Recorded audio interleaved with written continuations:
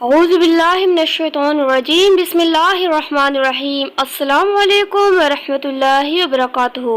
Manahil Islamic updates میں خوش آمدید۔ ایک نوجوان اپنے بوڑھے ماں باپ کے ساتھ کسی مہنگے ہوٹل میں کھانا کھانے گیا۔ ماں باپ تو نہیں چاہتے تھے، لیکن بیٹے کی خواہش تھی کہ وہ انہیں کسی مہنگے ہوٹل میں ضرور کھانا کھلائے گا۔ اس لیے اس نے اپنی پہلی تنخواہ ملنے کی خوشی میں اپنے ماں باپ جیسی عظیم ہستیوں کے ساتھ شہر کے مہنگے ہوٹل میں لنچ کرنے کا پروگرام بنایا۔ باپ کو ریشے کی بیماری تھی، اس کا جسم ہر لمحہ کپاہٹ میں رہتا تھا اور ضعیفہ ماں کی دونوں آنکھوں سے کم دکھائی دیتا تھا۔ یہ شخص اپنے ہستہاری اور بوڑھے ماں باپ کے ہمراہ جب ہوٹل میں داخل ہوا تو وہاں موجود امیر لوگوں نے سر سے پاؤں پیر تک ان تینوں کو یوں عجیب و غریب نظروں سے دیکھا جیسے وہ غلطی سے وہاں آ گئے ہو۔ کھانا کھانے کے لیے بیٹا اپنے دونوں ماں باپ کے درمیان بیٹھ گیا۔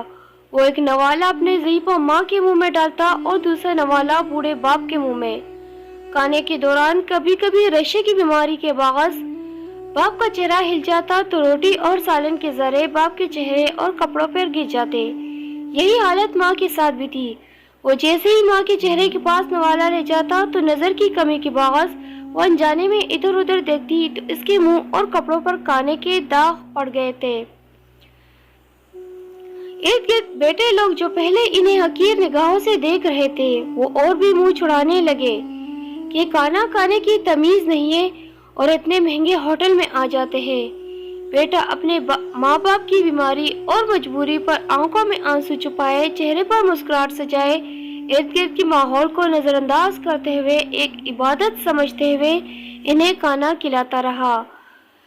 اس کے بعد وہ ماں باپ کو بڑی عزت و احترام سے واش بیسن کے پاس لے گیا۔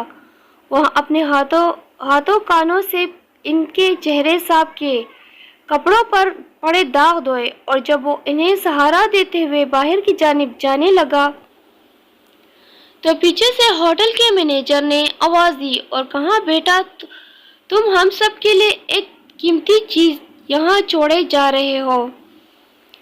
اس نوجوان نے حیرانگی سے پلٹ کر پوچھا، کیا چیز؟ مینیجر اپنا اینک اتار کر آنسو پوچھتے ہوئے بولا، نوجوان بچوں کے لیے سبق اور بوڑھے ماں باپ کے لیے امید۔